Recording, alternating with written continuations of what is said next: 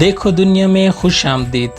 ترک عدالت نے آیا صوفیہ کو بالآخر مسجد تسلیم کر لیا۔ آیا صوفیہ ہے کیا اور کیوں اسے مسجد میں تبدیل کر دیا گیا، اس کی مکمل کہانی ہم آپ کو اسی ویڈیو میں بتائیں گے، تو ویڈیو کو لاسٹ تک دیکھیں اور چینل کو سبسکرائب کریں۔ تو شروع کرتے ہیں ویڈیو۔ آیا صوفیہ سلطان محمد فاتح کے ہاتھوں فتح قسطنطنیہ ہونے تک مسیحیوں کا دوسرا بڑا مذہبی مرکز بنا رہا۔ تقریباً 5ویں صدی عیسوی سے مسیحی دنیا دو بڑی سلطنتوں میں تقسیم ہو گئی تھی۔ ایک سلطنت مشرق میں تھی جس کا پایہ تخت قسطنطنیہ اور اس میں بلقان، یونان، ایشیائی کوچک، مصر، شام اور حبشہ وغیرہ کے علاقے شامل تھے، اور وہاں کا سب سے بڑا مذہبی پیشوا بطیرک یا پیٹرک کہلاتا تھا، جبکہ دوسری بڑی سلطنت مغرب میں تھی جس کا مرکز روم یعنی اٹلی تھا۔ یورپ کا بیشتر علاقہ اسی کے زیر نگین تھا اور یہاں کا مذہبی پیشوا پوپ یا پاپا کہلاتا تھا۔ ان دونوں سلطنتوں میں ہمیشہ سیاسی اختلافات کے علاوہ مذہبی اور فرقہ وارانہ اختلافات جاری رہے۔ مغربی سلطنت جس کا مرکز روم تھا وہ رومن کیتھولک کلیسا فرقے کی تھی اور مشرقی سلطنت آرتھوڈکس کلیسا فرقے کی تھی۔ آیا صوفیہ کا یہ چرچ آرتھوڈکس کلیسا کا عالمی مرکز تھا۔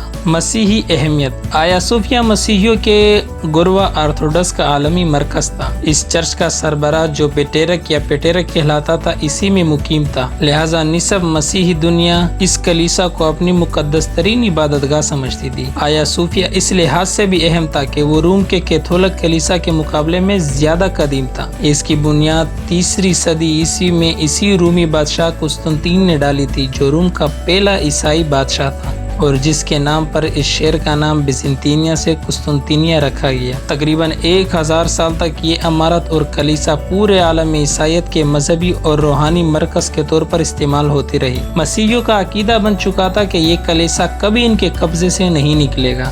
اس سے ان کے مذہبی اور قلبی لگاؤ کا یہ عالم ہے کہ اب بھی آرتھوڈکس کا سربراہ اپنے نام کے ساتھ سربراہ کلیسیائے قسطنطنیہ لکھتا آیا ہے۔ اس کی تعمیر کب ہوئی؟ قسطنطین نے اس جگہ 360 میں ایک لکڑی کا بنایا ہوا کلیسا تعمیر کیا تھا۔ 6 صدی عیسوی میں یہ کلیسا جل گیا تو اسی کی جگہ کیسر جسٹین اول نے 532 میں اسے پختہ تعمیر کرنا شروع کیا اور اس کی تعمیر 5 سال 10 مہینے میں مکمل ہوئی۔ 10,000 معمار اس کی تعمیر میں مصروف رہے اور اس پر 10 لاکھ پاؤنڈ خرچہ آیا۔ اس کی تعمیر میں کیسر نے دنیا کے متنوع سنگ مرمر استعمال کیے۔ تعمیر میں دنیا کے خاص مسالے استعمال کیے گئے۔ دنیا بھر کے کلیساؤں نے اس کی تعمیر میں بہت سے نوادر نذرانے کے طور پر پیش کیے، اور روایت ہے کہ جب جسٹین اول اس کی تعمیر کے بعد پہلی بار اس میں داخل ہوا تو اس نے کہا، سلیمان میں تم پر سبقت لے گیا۔ نعوذ باللہ، یہ حضرت سلیمان علیہ السلام کے ذریعے بیت المقدس کی تعمیر پر تکبرانہ اور گستاخانہ جملہ تھا۔ جب 1453 میں عثمانی سلطان محمد فاتح نے قسطنطنیہ کو فتح کیا اور بازنطینیوں کو شکست ہو گئی تو اس شہر کے مذہبی رہنما اور راسخ العقیدہ عیسائیوں نے اس کلیسا میں اس خیال سے پناہ لے لی تھی کہ کم از کم اس عمارت پر دشمن کا قبضہ نہیں ہو سکے گا۔ مشہور انگریز مورخ ایڈورڈ گیبن منظرکشی کرتے ہوئے لکھتا ہے کہ گرجا کی تمام زمینی اور بالائی گیلریوں پر پاپوں، شوروں، عورتوں، بچوں، پادریوں اور راہبوں اور کنواری ننوں کی بھیڑ سے بھر گئی تھی۔ کلیسا کے دروازوں کے اندر اتنا ہجوم تھا کہ اس میں داخلہ ممکن نہ رہا تھا۔ یہ سب لوگ اس مقدس گنبد کے سائے میں تحفظ تلاش کر رہے تھے جسے وہ زمانے دراز سے ایک ملا اعلیٰ لاہوتی عمارت سمجھتے آئے تھے۔ یہ سب ایک جھوٹی الہام کی وجہ سے تھا جس میں یہ جھوٹی بشارت تھی کہ جب ترک دشمن اس ستون کے قریب پہنچ جائیں گے تو آسمان سے ایک فرشتہ ہاتھ میں تلوار لیے نازل ہوگا اور اسی آسمانی ہتھیار کے ذریعے سلطنت کے ایک ایسے غریب آدمی کے حوالے کر دے گا جو اس وقت اس ستون کے پاس بیٹھا ہوگا۔ لیکن ترک عثمانی فوج اس ستون سے بھی آگے بڑھ کر صوفیائے کلیسا کے دروازے تک پہنچ گئے۔ نہ کوئی فرشتہ آسمان سے نازل ہوا، نہ رومیوں کی شکست فتح میں تبدیل ہوئی۔ کلیسا میں جمع عیسائیوں کا ہجوم آخری وقت تک کسی غیبی امداد کا منتظر رہا۔ بالآخر سلطان محمد فاتح اندر داخل ہو گئے اور سب کے جان مال اور مذہبی آزادی کی ضمانت دی۔ فتح کے دن فجر کی نماز کے بعد سلطان محمد فاتح نے یہ اعلان کیا تھا کہ خدا نے چاہا تو ہم زور کی نماز آیا صوفیہ میں ادا کریں گے۔ چنانچہ اسی دن فتح ہوا اور اسی زرزمین پر پہرے زور کی نماز ادا کر دی گئی۔ اس کے بعد پہلا جمعہ بھی اسی میں پڑھا گیا۔ قسطنطنیہ چونکہ سلطان کی طرف سے صلح کی پیشکش کے بعد بزور شمشیر فتح ہوا تھا، اس لیے مسلمان اس کلیساؤں کو باقی رکھنے کے پابند نہ تھے۔ اور اس بڑے چرچ کے ساتھ جو توہمات اور باطل عقیدے وابستہ تھے انہیں بھی ختم کرنا ضروری تھا۔ اس لیے سلطان محمد فاتح نے اس چرچ کو مسجد میں تبدیل کرنے کا ارادہ کیا، چنانچہ اسے مال کے ذریعے عیسائیوں سے خریدا گیا۔ اس میں موجود رسموں و تصاویر کو مٹا دیا گیا یا چھپا دیا گیا اور محراب قبلہ رخ کر دی گئی۔ سلطان نے اس کے میناروں میں بھی اضافہ کر دیا تھا۔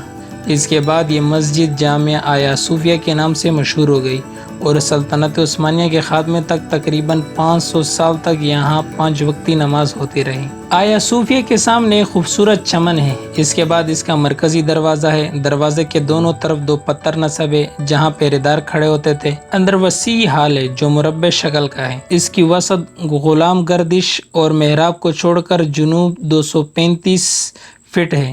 بیچ کے گنبد کا قطر 107 فٹ اور چھت کی اونچائی 185 فٹ ہے۔ پوری عمارت میں 170 ستون ہیں۔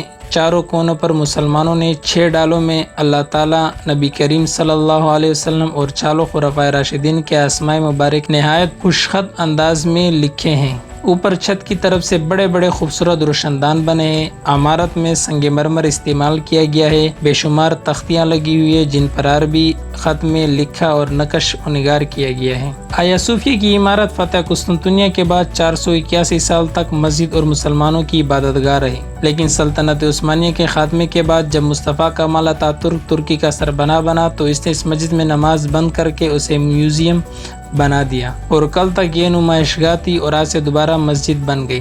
اس مسجد کی بحالی کی تحریک دراصل 31 مئی 2014 کو ترکی کے نوجوان اناتولیا نامی ایک تنظیم نے مسجد کے میدان میں فجر کی نماز کی مہم چلائی تھی جو آیا صوفیہ کو مسجد بحالی کے مطالبے پر مبنی تھی۔ اس تنظیم کا کہنا تھا کہ انہوں نے 1.5 کروڑ لوگوں کے تائیدی دستخطوں کو جمع کیا ہے، لیکن اس وقت کے وزیر اعظم کے مشیر نے بیان دیا کہ ابھی آیا صوفیہ کو مسجد بحال کرنے کا کوئی ارادہ نہیں۔ ستمبر 2018 میں آئینی عدالت نے ایک غیر جانبدار تاریخی ورثہ ایسوسی ایشن کی جانب سے اس عمارت کو نماز کے لیے کھولنے کی درخواست مسترد کی تھی۔ دراصل 1994 میں جب ترک صدر طیب اردگان استنبول کے میئر کا انتخاب لڑ رہے تھے تو انہوں نے اس عمارت کو نماز کے لیے کھولنے کا وعدہ کیا تھا اور 2018 میں وہ یہاں قرآن کی تلاوت بھی کر چکے تھے۔